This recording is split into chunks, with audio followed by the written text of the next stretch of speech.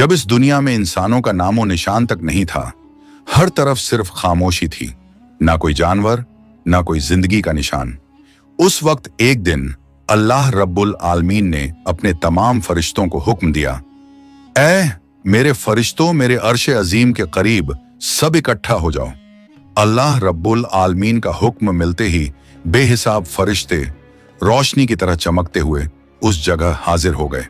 तब अल्लाह ताला ने फरमाया, मैं जमीन पर अपना एक नुमाइंदा भेजना चाहता हूं। यह सुनकर फरिश्ते हैरान हो गए। उनकी पेशानियों पर सवाल थे और दिलों में तज्जुब। उन्होंने अदब से अर्ज किया, ऐ हमारे परवरदिगार, क्या आप ऐसी मखलूक को जमीन पर भेजना चाहते हैं जो वहां फसाद करेगी, खून खराबा मचाएगी? हालांकि हम तो हर वक्त आपकी तस्बीह और इबादत में मशगूल रहते हैं, फिर नया खलीफा बनाने की क्या जरूरत है? उनकी बात सुनकर अल्लाह रब्बुल आलमीन ने फरमाया, ऐ मेरे फरिश्तों, मैं वो जानता हूं जो तुम नहीं जानते। कौन मेरी इबादत करेगा और कौन नाफरमानी, इसका इल्म सिर्फ मेरे पास है। मैंने तुमसे मशवरा नहीं मांगा, सिर्फ बताया है। अल्लाह ताला की ये बात सुनते ही फरिश्तों के दिल कांप उठे। उन्होंने अपनी गलती महसूस की और फौरन तौबा कर लिया। फिर सजदे में गिरकर अल्लाह से माफी मांग ली। फिर अल्लाह ताला ने अपने 4 अजीम फरिश्तों को बुलाया, हजरत जिब्राइल, हजरत मिकाइल, हजरत इसराफील और हजरत इजराइल अलैहिस्सलाम। हुक्म मिलते ही अल्लाह रब्बुल आलमीन की बारगाह में हाजिर हुए। सबसे पहले अल्लाह ने हजरत जिब्राइल अलैहिस्सलाम को हुक्म दिया, ऐ जिब्राइल, जमीन पर जाओ और वहां से एक मुट्ठी मिट्टी लेकर आओ, जिससे मैं अपना खलीफा पैदा करूंगा। हजरत इजराइल अलैहिस्सलाम जमीन पर तशरीफ लाएं और मिट्टी उठाने लगे, मगर मिट्टी रोने लगी। गिड़गिड़ाकर बोली, ऐ जिब्राइल, मुझे कहां ले जा रहे हो?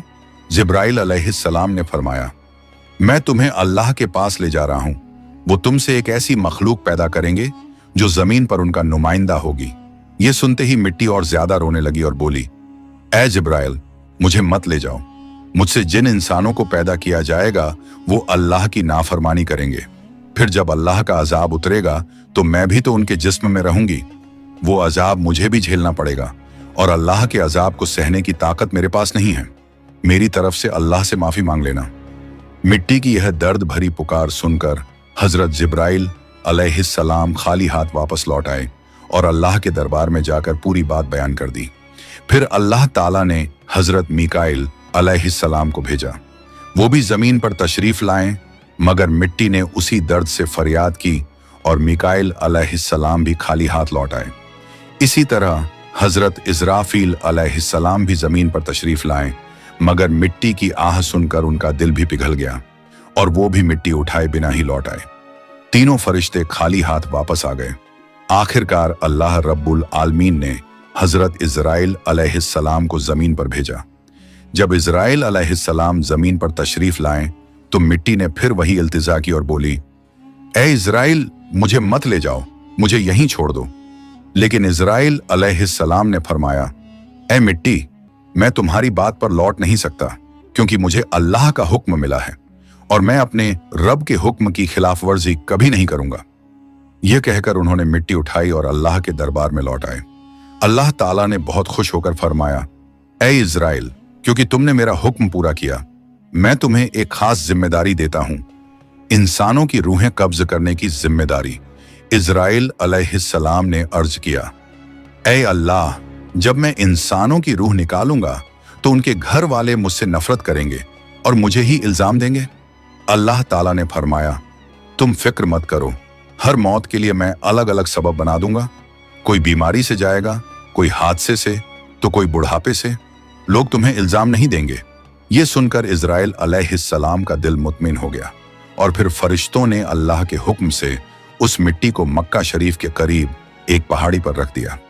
बरसात की बूंदों से वो मिट्टी भीगती रही, धूप से सूखती रही और यूं कई साल गुजर गए। आखिर अल्लाह की कुदरत से उसी मिट्टी से हजरत आदम अलैहिस्सलाम का पुतला बन गया। अल्लाह ने फरिश्तों को हुक्म दिया, इस जिस्म को जन्नत में ले जाओ। फरिश्तों ने अदब से हुक्म माना और आदम अलैहिस्सलाम के जिस्म मुबारक को उठाकर जन्नत में ले गए और फिर लंबे अरसे तक वो जिस्म वहीं पड़ा रहा, बिना रूह के, बिल्कुल बेजान। फरिश्ते उसके करीब आते और उसे गौर से देखकर कहते, यही है वो जिस्म, यही होगा अल्लाह ताला का खलीफा जमीन पर। मगर फरिश्तों का सरदार आजाजील, जो उस वक्त तक शैतान नहीं बना था, वो हमेशा हंसता, ताने मारता और आदम अलैहिस्सलाम के जिस्म का मजाक उड़ाता। वो सरदार था, इसलिए कोई फरिश्ता उसे कुछ कहने की हिम्मत नहीं करता। फिर अल्लाह रब्बुल आलमीन ने अपने चारों अजीम फरिश्तों हजरत जिब्राइल, हजरत मिकाइल, हजरत इजराफील और हजरत इजराइल अलैहिस्सलाम को बुलाया और फरमाया, ऐ मेरे फरिश्तों, तुम अर्श अजीम पर जाओ और वहां से आदम अलैहिस्सलाम की रूह लेकर आओ, फिर उसे उनके जिस्म में दाखिल कर दो। अल्लाह रब्बुल आलमीन का हुक्म मिलते ही चारों फरिश्ते अर्श अजीम की तरफ रवाना हो गए।